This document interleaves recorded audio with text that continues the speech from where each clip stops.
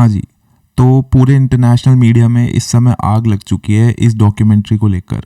देखिए, एक डॉक्यूमेंट्री आई थी India the Modi question Narendra Modi पे, और इस डॉक्यूमेंट्री के रिलीज होते ही इंडियन गवर्नमेंट ने 4 दिन के अंदर अंदर इस डॉक्यूमेंट्री को कर दिया पूर्ण रूप से बैन तो ये डॉक्यूमेंट्री हो गई, लेकिन इसके रिपरकशंस ऐसे हो गए कि बीजेपी ने भी नहीं सोचे होंगे कि इतना इंटरनेशनल मीडिया इसको हवा बना देगा। अगर बीजेपी को पता होता कि इंटरनेशनल मीडिया इसको ऐसे हवा बनाता तो शायद बीजेपी इसको बैन ना करती, पर बैन तो ये हो चुकी है।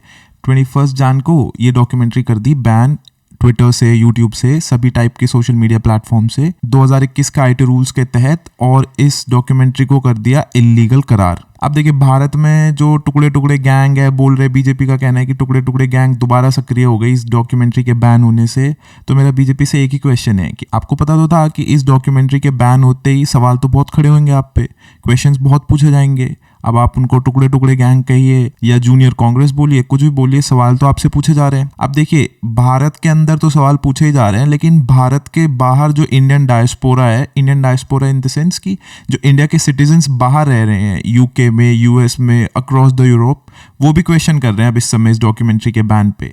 जब मैं ये वीडियो बना रहा हूँ तो थोड़ी देर पहले ही इंडियन अमेरिकन मुस्लिम काउंसिल, एक डायस्पोरा है जो इंडिया के मुस्लिम्स यूएस में जाके अब सेटल हो चुके हैं, जो पहले इंडियन सिटीजन्स हुआ करते थे, वो भी कूद पड़े हैं अब इस आग में घी डालने पे, और वो भी बोलते हैं कि पीएम मोदी का एक्सट्रीमिज्म फेस रिवील हो गया। आप देखिए, कोई भी इंटरनेशनल मीडिया इस समय इस डॉक्यूमेंट्री पे टिप्पणी देने से पीछे नहीं हट रहा है, चाहे अल जजीरा हो, चाहे बीबीसी हो, वॉइस ऑफ अमेरिका, कोई भी टॉप नॉच, डॉन, ट्रिब्यूनल, जितनी भी टॉप नॉच मीडिया एजेंसीज है, न्यूज़ एजेंसीज है वर्ल्ड की अक्रॉस द ग्लोब, सब इस समय टिप्पणी दे रहे हैं इस डॉक्यूमेंट्री बैन, और सब बोल रहे हैं कि भैया प्रेस फ्रीडम की अवहेलना है, प्रेस फ्रीडम को दबाया जा रहा है इंडिया में, सो एंड सो, और इंडिया की इमेज को ठीक ठाक डैमेज कर रहे हैं अक्रॉस द ग्लोब। और आज जैसे मैं ये वीडियो बना रहा हूँ, अभी थोड़ी देर पहले यूएस होम मिनिस्ट्री की तरफ से भी एक बयान आता है, और बयान आप कुछ अपनी स्क्रीन पे देख पा रहे हो कि यूएस होम मिनिस्ट्री भी इसको क्रिटिसाइज कर रही है इस बैन को, और प्रेस फ्रीडम की बात कर रहे हैं, और ये कह रहे हैं कि इंडियन गवर्नमेंट को पुश करेंगे कि थोड़े प्रेस फ्रीडम पे काम करें और फ्रीडम ऑफ प्रेस प्रमोट करें इंडिया में, रादर देन ऑप्रेस करें। देखिए, यूएस बहुत टॉप रैंक पे आता है अगर प्रेस फ्रीडम की बात, यूएस में बहुत ज्यादा फ्रीडम ऑफ प्रेस है, फ्रीडम ऑफ मूवमेंट है। अब ये बात क्वेश्चनेबल है कि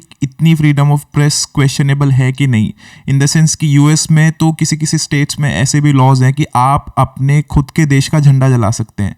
अब सवाल यही खड़ा होता है कि इतनी फ्रीडम सही है कि नहीं है, वो एक अलग टॉपिक है, उस पर हम कभी फिर बात करेंगे। अब देखिए, ये बात इंटरनेशनल मीडिया तक ही सीमित नहीं रही, ट्विटर पे भी इस चीज की बहुत क्रिटिसिज्म हो रहा है।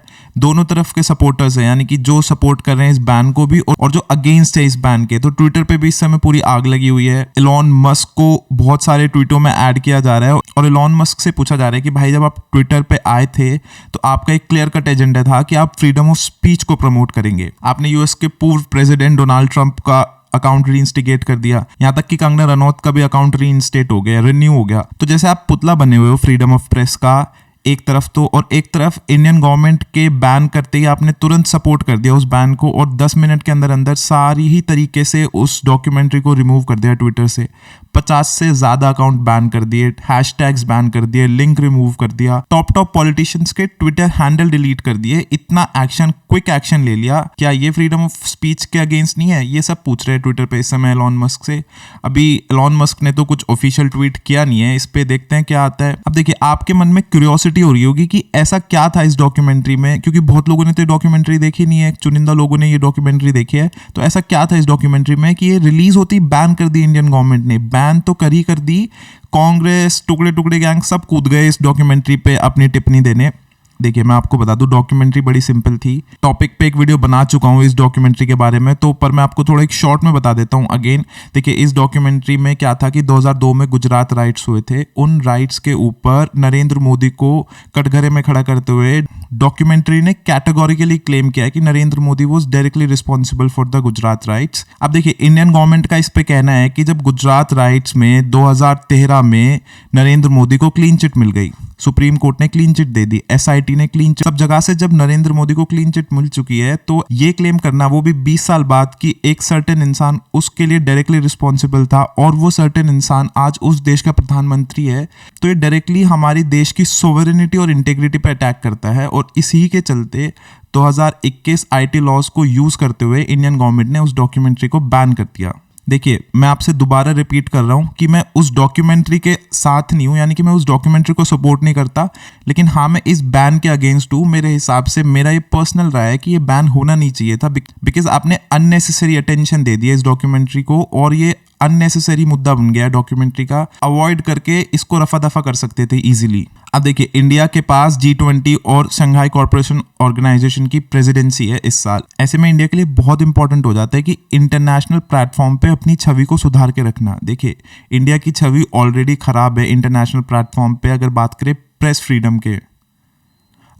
करें प्रेस फ्रीडम के बारे में, प्रेस फ्रीडम में इंडिया रैंक करता है 140, यानी कि 140वीं रैंक आती है 180 देशों में से इंडिया की। तो बहुत बिगड़े हुए हालात है इंडिया के प्रेस फ्रीडम के तहत। तो ऐसे में बहुत ज़रूरी हो जाता है इंडिया का इस प्रेस फ्रीडम के इंडेक्स को ठीक करना और अपनी छवि सुधारना, क्योंकि इस समय सारे इंटरनेशनल न्यूज़ एजेंसी, सारे इंटरनेशनल लीडर्स की, वर्ल्ड लीडर्स की नज़र इंडिया पे है। तो मेरी आप लोगों से बस यही दरख्वास्त है कि आप इस डॉक्यूमेंट्री के बैन को सपोर्ट करें टेम्परेरीली इस समय, क्योंकि ये इंडियन गवर्नमेंट की इंटेग्रिटी और सोवरेनिटी पे अटैक करता है, regardless of any party, Congress और बीजेपी। Thank you.